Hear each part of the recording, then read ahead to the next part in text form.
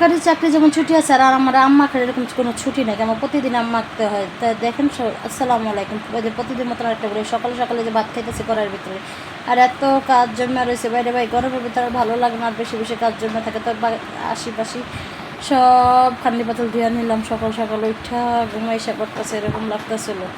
তা যাই হোক, সকাল সকাল উঠা বাহি কাজগুলো সব করে নিতেছিলাম। তো প্রতিদিনের মতন ব্লগটা আবার শেয়ার করতেছে আপনাদের সাথে। ধান পরিষ্কার করে নিলাম, আর এদিকে আমার দুধ ভাইয়ালা দুধ দিয়ে গেল 5 লিটার।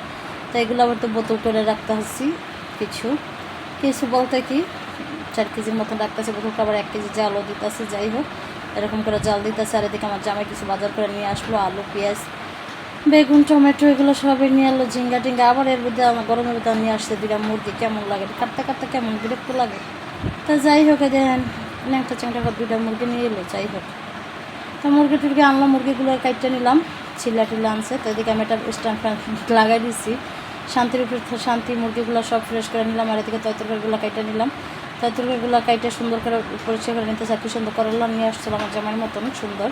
তো যাই হোক, এদিকে আমি স্ট্যান্ড ফ্যান আজকে চালাই নিতেছিলাম, কারণ গরমের টিকা যাইতেছিল না। পাকঘরের মুখের ভিতরে লাগাই রাখছি, পাকঘরের দরজার সামনে নিয়ে নিলাম। আর এদিকে রান্না বসা দিলাম। করলা ভাজি কালারটা কমেছে অনেক সুন্দর, করলাগুলো দেখতে আমার জামার মতন সুন্দর ছিল, আর করলা ভাজি কালারটা অনেক সুন্দর। দেখেন, যে কোনো জিনিসের যে কোনো কালার সুন্দর হলে খাবারও সুন্দর হয়, রান্নাও সুন্দর, সব কিছু সুন্দর হয়। তো এদিকে বাজিটা হয়ে গেল। তো বাজিটা হওয়ার পর আমি তরকারি বসা দিলাম, ঝিঙ্গা দিয়ে আজকে ট্যাংরা মাছ রান্না করবো।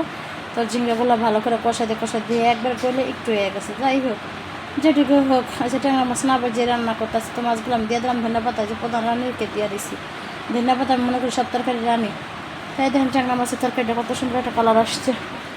এদিকে খাওয়া দাওয়ার পরে আবার যে দুপুরে আমার জামাই আসার পর আজ আম মারতে বলছে। দেখেন, এটা হচ্ছে আমার সরকারি চাকরির যেমন একদিন ছুটি পাওয়া যায় শুক্রবার, আর আমার এই আমের দিনে কোনো ছুটি নেই। আমার আম প্রতিদিন মা খাইতে দিব।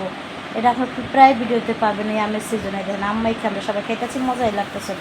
কত সুন্দর একটা কালার। এখন একবার লাস্টে আয়া পড়ছি একটা ঝোল খাইতে লেগে, তো ঝোল খামো আর চিলি লাগিয়ে যেতেছিলাম আমরা সবাই। এদিকে আমার জামাই বিচিটা আবার চাপাই চাপাই খাইতেছিল। আর এদিকে বিকালে নাস্তা যেন আমার ছেলের একটু মুরগি ভেজে দিলাম আর আলু ভেজে দিলাম। আর এদিকে আমি একটু পেঁয়াজও ভাজুন। তাই বিকালে নাস্তায় যে দেখেন কি সুন্দর করে ভাজতেছিল, মজাই লাগতেছিল। আর এদিকে একটু পেঁয়াজও ভাজবো। তো পেঁয়াজগুলো আমার ডিপ ফ্রিজ করা ছিল আগে রোজার দিনেরগুলা, তো এগুলো আমি তো মোটামুটি করে একটু ভাজা নিই। তো এদিকে পেঁয়াজগুলো ভাজতেছি বিকালে নাস্তা, যেই গরম পড়ছে এগুলো খাইলে তো না আরও অস্থির হয়ে যায়। তাই দেখেন এই যে পেঁয়াজগুলো ভাজা আমার হয়ে গেছে, আমি একবার উল্টাই নিতেছিলাম। কত সুন্দর একটা কালার আসছে, মাশাআল্লাহ দিলে অনেক সুন্দর একটা কালার আসছে পেঁয়াজগুলো। ভিডিওটা কেমন লাগছে সবাই একটু কমেন্ট করেন।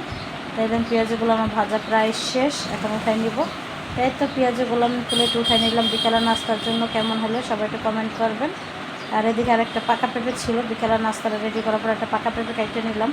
এই তো পেঁপেটা আমরা এখন খাবো। তো ব্লগটা কেমন আছে সবাই একটু কমেন্ট করবেন। সবাই ভালো থাকবেন, সুস্থ থাকবেন। আমার পেজে লাইক কমেন্ট শেয়ার করবেন। আমার একটা ইউটিউব চ্যানেল আছে, ওটাও একটু দেখবেন। সবাই ভালো থাকবেন। আল্লাহ হাফেজ।